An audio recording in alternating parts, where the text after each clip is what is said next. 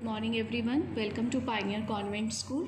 हमारा चैप्टर चल रहा है ग्लोब्स एंड मैप, जिसमें हमने कॉन्टिनेंट्स को स्टडी किया, हमने सारे ओशन स्टडी कर लिए। आज हम ये स्टडी करेंगे कि ग्लोब पे ये जो लाइंस होती हैं, ये अपर डायरेक्शन से लोअर डायरेक्शन, लेफ़्ट साइड से राइट साइड, जो ये लाइंस आती हैं, इनका क्या मीनिंग होता है और इनको हम क्या बोलते हैं। तो इसके लिए हम एक बार फिर से ग्लोब को देखते हैं।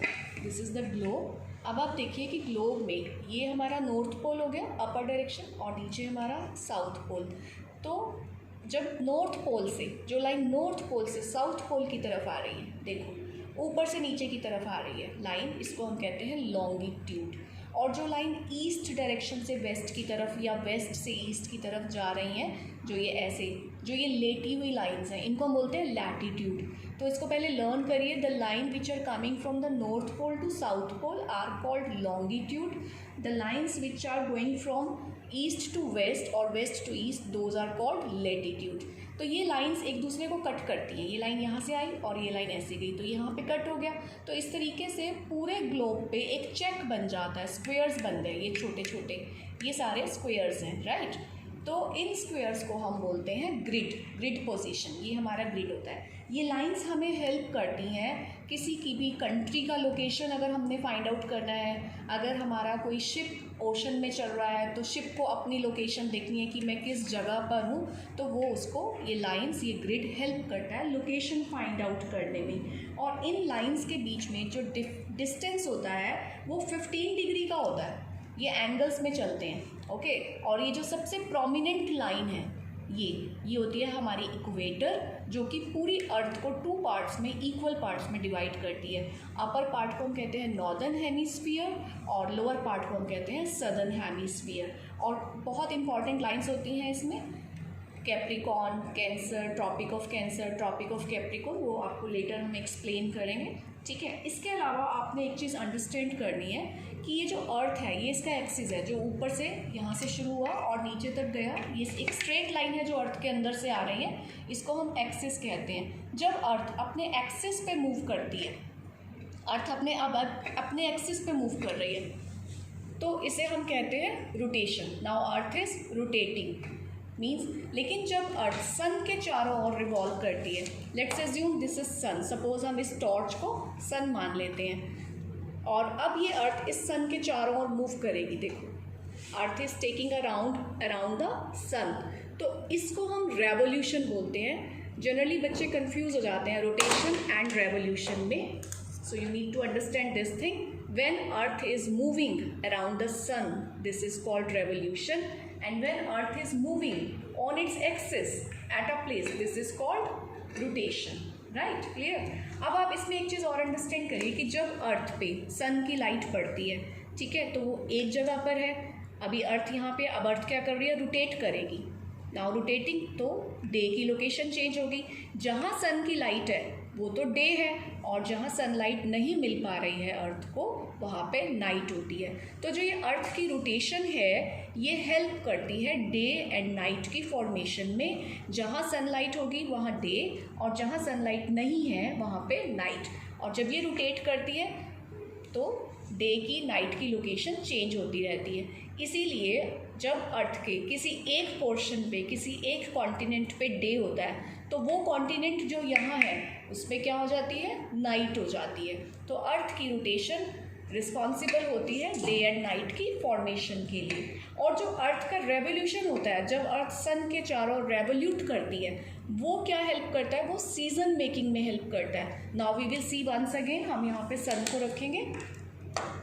अब ये अर्थ इसके चारों ओर मूव करेगी। नाउ यू सी, जब ये मूव कर रही है तो जो एरिया सन के पास आ गया, जो एरिया सन के पास है, अब ये सन के पास है तो यहाँ पे समर हो जाएगा। जो एरिया सन से दूर है वहाँ पे विंटर हो जाएगा।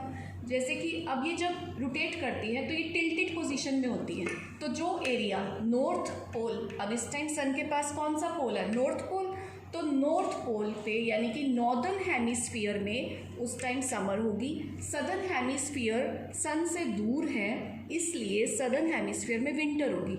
और जब रोटेट करते करते सदर्न हेमिस्फीयर सन के पास हो जाता है और नॉर्दर्न हेमिस्फीयर सन से दूर हो जाता है, तो सदर्न हेमिस्फीयर में समर हो जाएगी और नॉर्दर्न हेमिस्फीयर में विंटर्स हो जाएगी।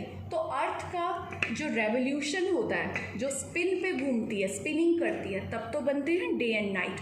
और जब अर्थ रेवोल्यूशन करती है अर्थ सन के चारों ओर, तो उससे हमारे बनते हैं सीजन्स। सो आई होप आपको ये रोटेशन एंड रेवोल्यूशन क्लियर हो गया। Now we will study in the book. ये लाइंस मैं आपको ऑलरेडी एक्सप्लेन कर चुकी हूँ। इन लाइंस में जो गैप होता है वो लॉन्गिट्यूड में भी 15 डिग्री का होता है और लैटिट्यूड में भी 15 डिग्री का होता है। Now we will study. You will see many lines crisscrossing each other on globes and maps. आप कोई भी ग्लोब देखेंगे, मैप देखेंगे, तो आपको क्रिस क्रॉस मीन्स एक दूसरे को क्रॉस करती हुई लाइन्स दिखाई देंगी। दीज आर लाइन्स, इनको हम कहते हैं लैटिट्यूड एंड लॉन्गिट्यूड। अर्थ पे कोई भी लोकेशन अगर आपने डिस्क्राइब करनी है तो इन्हीं लाइंस के थ्रू आप उसे डिस्क्राइब करेंगे।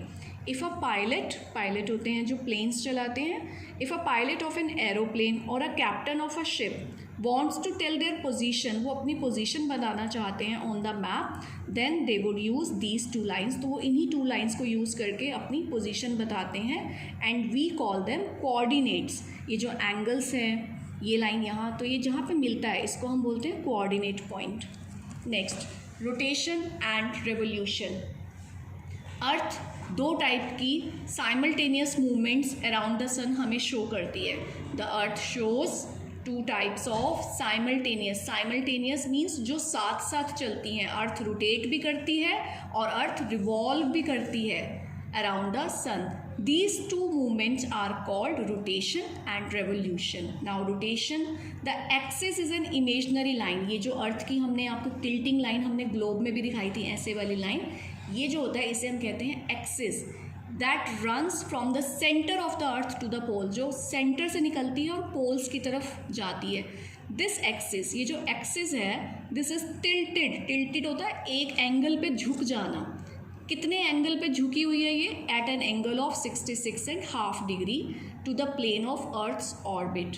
The earth rotates on its axis, earth अपने एक्सिस पे रोटेट करती है, घूमती रहती है। The spinning of the earth, तो ये जो अर्थ की स्पिनिंग है, अपने एक्सिस पे घूमना है, इसको कहते हैं rotation. Each rotation takes 24 hours, हर रोटेशन में 24 घंटे का टाइम लगता है, इसीलिए जो हमारे दिन की ड्यूरेशन होती है वो 24 आवर्स होती है। While rotating, the part of the earth that faces the sun, अब जैसे कि मान लो ये सन है, the part of the earth which faces the sun, जो सन के सामने है, उस पार्ट पे डे हो जाएगा।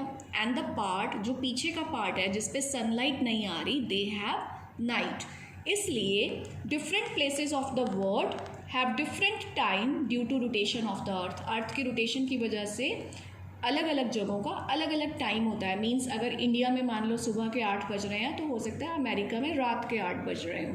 मीन्स डिफरेंट टाइमिंग्स होते हैं। Rotation also causes tides in the ocean, और जो अर्थ का रोटेशन है, जब वो अर्थ घूमती है तो वो जो ओशन में टाइड्स, लहरें उठती हैं, वो भी इसी रोटेशन की वजह से होती हैं, जो आप नेक्स्ट क्लास में इसको और डिटेल में स्टडी करेंगे। Winds and ocean currents also change direction because of the rotation of the अर्थ। जैसे जैसे अर्थ रोटेट करती है तो हवाओं की और जो ओशन करेंट्स हैं, जो समुद्र पे चलने वाली हवाएं होती हैं, उनकी भी डायरेक्शन बदलती रहती है। Now we will see revolution. Earth moves around the sun on its own path called the orbit. Earth का सन के चारों ओर एक फिक्स पाथ होता है, अपने इसी फिक्स ट्रैक पे चलती है वो। इस फिक्स्ड ट्रैक को हम क्या बोलते हैं? Orbit. This motion of earth का जो ये मोशन है, इसको हम बोलते हैं revolution. Each time the earth completes one revolution around the सन।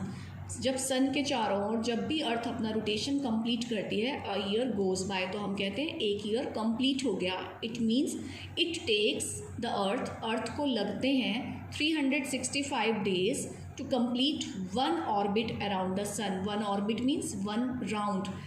सन के चारों ओर एक राउंड कंप्लीट करने में अर्थ को लगते हैं लगभग 365 डेज, और एक्चुअली लगते हैं 365 और 1/4 डे, जिसे हम कहते हैं 1 year. The revolution of the earth causes seasons. मैंने आपको बताया था ना कि जब रोटेशन होती है तो डे नाइट बनते हैं, जब रेवोल्यूशन होती है तो सीजन्स बनते हैं। And we mainly have 4 season all over the world. पूरे वर्ल्ड में, पूरी दुनिया में 4 ही मेन सीजन्स होते हैं, winter, summer, spring and autumn. Each of the 4 season last for 3 months, और 3-3 महीने के ये मेन सीजन्स होते हैं। The seasons are at opposite time of the year in 2 hemisphere, means जब नॉर्दर्न हेमिस्फीयर में जो टेम्परेचर होगा सदर्न हेमिस्फीयर में बिल्कुल अलग होगा। अलग अलग टाइम पे नॉर्दर्न का सीज़न अलग एंड सदर्न का सीज़न अलग होता है। When it is summer in the northern hemisphere, जब नॉर्दर्न अपर पार्ट में समर होगा तो विंटर सदर्न हेमिस्फीयर में विंटर होगा, और जब नॉर्दर्न में विंटर होगा तो सदर्न में समर होगा। ये ऑपोजिट चलते हैं। Why does this happen? ऐसा क्यों होता है? This happens because the earth is tilted at an angle of 23.5 degree, क्योंकि जो हमारी अर्थ है वो टिल्टेड है, झुकी हुई होती है 23 डिग्री के एंगल पे।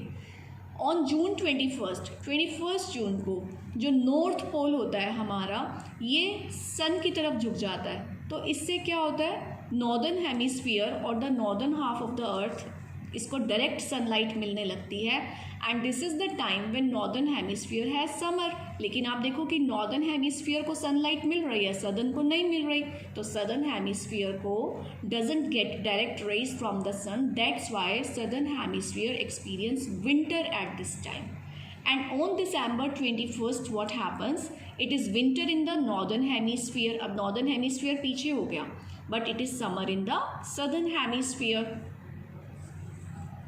On March 21st and September 23rd, you learn these 2 dates, the beginning of spring and autumn.